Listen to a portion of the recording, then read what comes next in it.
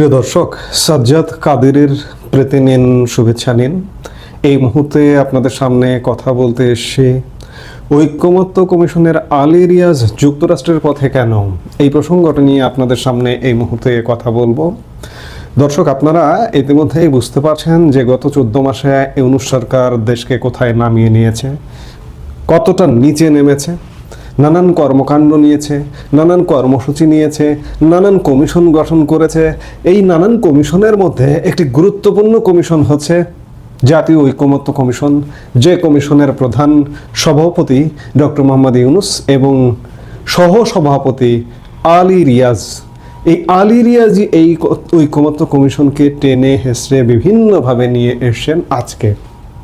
সেই আলী রিয়াজ, খবর পাওয়া গেল, ইতিমধ্যে সংবাদ মাধ্যমেও খবর হয়েছে যে গতকালকেই দিনের বেলায় খবরটা ছিল, সন্ধ্যা থেকেই খবরটা ছিল যে আলী রিয়াজ 20 সেপ্টেম্বর রাতের একটি ফ্লাইটে যুক্তরাষ্ট্রে চলে যাবেন। এই সময়ে কেন? এই ঐক্যমত্য কমিশনের প্রধান দায়িত্ব যে লোকটির হাতে, সেই লোকটি যুক্তরাষ্ট্রে চলে যাবেন এবং বলা হচ্ছে যে 20 সেপ্টেম্বর দিবাগত রাতে তিনি যুক্তরাষ্ট্রে যাবেন এবং আগামী 30 সেপ্টেম্বর দেশে ফিরে আসবেন, অর্থাৎ মাঝখানে 10 দিনের গ্যাপ। আপনি যদি ঐক্যমত্য কমিশনের অবস্থাটা দেখেন, যে এই ঐক্যমত্য কমিশনের মেয়াদটা ছিল গত 15 আগস্ট পর্যন্ত। 15 আগস্টের মধ্যে রাজনৈতিক দলগুলোর সাথে ঐক্যমত্য গড়ে তোলা, বিশেষ করে সংবিধান প্রশ্নে। আলী রিয়াজের দায়িত্ব বাংলাদেশের যে বিদ্যমান সংবিধানটা আছে, এই সংবিধানটাকে ধ্বংস করে দেওয়া, এই সংবিধানটাকে ছুঁড়ে ফেলে দেওয়া। 15 আগস্টের মধ্যে সংবিধান ধ্বংস করতে পারেননি তিনি, সংবিধানকে ছুঁড়ে ফেলতে পারেননি। 15 আগস্ট অন্তর্বর্তীকালীন সরকার তার যে কমিশনটা, সেই কমিশনটার 1 মাসের মেয়াদ বাড়িয়েছে। 1 মাস মেয়াদ বাড়িয়েও গত 15 সেপ্টেম্বরে ঐক্যমত্যে পৌঁছাতে পারেননি, সংবিধান ধ্বংস করতে পারেননি। আবারও 1 মাস 15 অক্টোবর পর্যন্ত মেয়াদ বাড়িয়ে নিয়েছে এই ঐক্যমত্য কমিশন। 1 মাস বাড়ানো হলো। এই 1 মাসের মধ্যে 10 দিন আলী রিয়াজ, অফিসিয়ালি দেখা যাচ্ছে 10 দিন আলী রিয়াজ থাকছেন না। কথিত আছে তার নিজ দেশ যুক্তরাষ্ট্র, তিনি যুক্তরাষ্ট্রের নাগরিক, যুক্তরাষ্ট্রে গেছেন।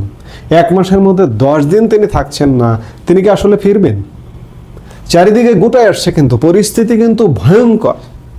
এই মুহূর্তে ডক্টর ইউনূস পরিষদের কেউ যদি বিদেশ যান, এই মুহূর্তে অবস্থাটা এমনটাই যে বিদেশ গিয়ে আর দেশে ফিরবেন কিনা সে ব্যাপারে সন্দেহ আছে। ডক্টর ইউনূস আজ রাতে নিউ ইয়র্কের উদ্দেশ্যে রওনা দিচ্ছেন জাতিসংঘের সাধারণ পরিষদের অধিবেশনে যোগদানের জন্য। আমি গত বছরও বলেছি, গত বছর জাতিসংঘের সাধারণ পরিষদে যাওয়ার প্রেক্ষিতেও বলেছি যে ডক্টর ইউনূস হয়তো এমন একটা সফরকে কেন্দ্র করেই তিনি দেশ ছাড়বেন, তিনি আর আসবেন না। আমি এখনো পরিষ্কার নয় যে তিনি এই সফর থেকে ফিরে আসবেন কিনা, কিন্তু আলী রিয়াজের 1 মাস সময় বর্ধিত করা হয়েছে তার ঐক্যমত্য প্রতিষ্ঠার দায়িত্ব দেওয়ার ক্ষেত্রে।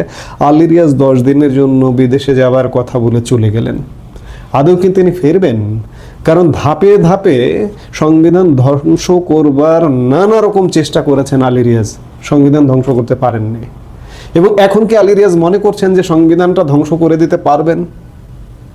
মনে করবার কোনো কারণ ঘটেনি, পরিস্থিতি এখনো তৈরি হয়নি যে বাংলাদেশের সংবিধান আলী রিয়াজরা ধ্বংস করে দেবেন।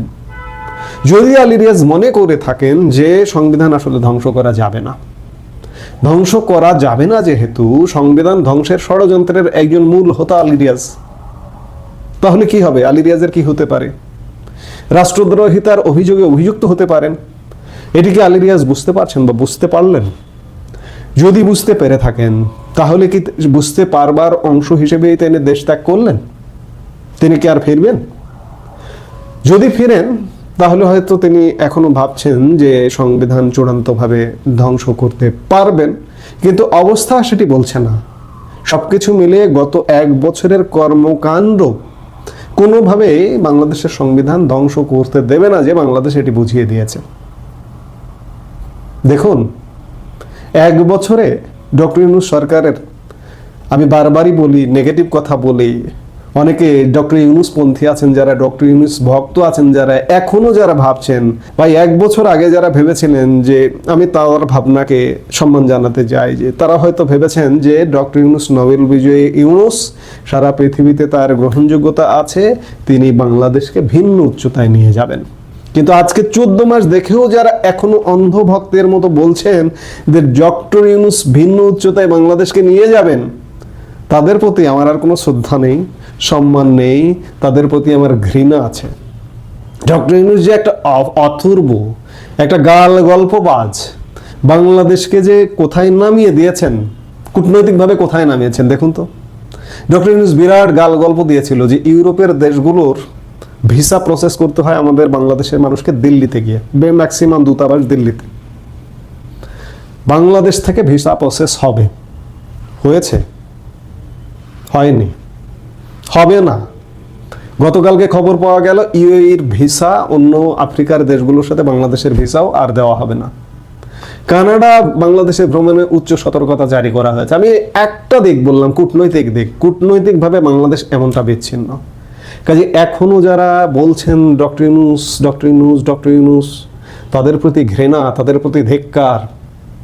পরিস্থিতি এমন হয়েছে, এই জন্যই সন্দেহ মাথা চাড়া দিচ্ছে যে ডক্টর ইউনূসের পরিষদের কোনো গুরুত্বপূর্ণ ব্যক্তি এই মুহূর্তে বিদেশ যাওয়া মানে সন্দেহজনক, আর নাও ফিরতে পারেন। কারণটা হচ্ছে, যখন পরিস্থিতি খারাপ দেখবে তারা ফিরবেন না, তারা চলে যাবেন, দেশকে পরিত্যক্ত ঘোষণা করে চলে যাবেন। তবে আমরা হয়তো ডক্টর ইউনূসের কৃতকর্মের, অপকর্মের বিচার করতে পারবো কিনা জানি না, কিংবা কিছু লোকের বিচার করতে পারবো কিনা আমরা জানি না। তবে ভাই, কিছু মানুষ ফেঁসে যে যাবে, কিছু মানুষ যে ধরা খাবে, পিনাকি ভট্টাচার্যের 4 দিন আগের ভিডিওর ধারাতেই বলতে হয় যে নেপালের মন্ত্রীদের যেমনভাবে গণধোলাই দেওয়া হলো, দিগম্বর করে গণধোলায়, বাংলাদেশে সেই পরিস্থিতি হবে।